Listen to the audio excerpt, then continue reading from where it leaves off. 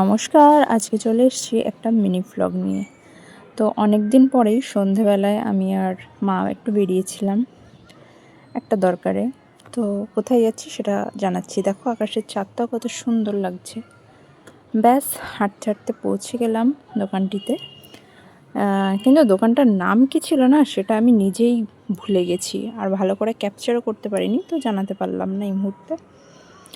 তো আমরা গিয়েছিলাম একটা জুয়েলারি শপে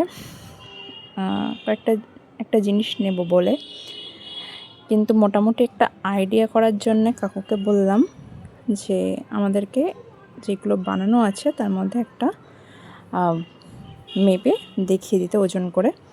তো আমাদের যে বাজেট সেই অনুসারে আমরা একটা বানাতে দিয়ে এসেছি। আর আমাদের যেহেতু একটা গোপাল আছে তার জন্য একটু বাঁশির খোঁজ করছিলাম। তো এই মাসে তো আর নেওয়া হবে না, পরে এটা নিয়ে যাব একদিন। আর এই যে আমার শাশুড়ি মা যে যা খাবে সেগুলো মোটামুটি নিয়ে নিল। এবার মা কি বলছে শোনা যাক। ব্যাস বাড়ি গিয়ে এগুলো নিয়ে খাওয়া হবে আর গ্যাস হবে, ব্যাস। তারপরে আর রাত্রে ঘুমাবে আর না, তাই রাতে তো? ঘুমাবে না, আমরা সব না ঘুমিয়েই থাকবো আজকে।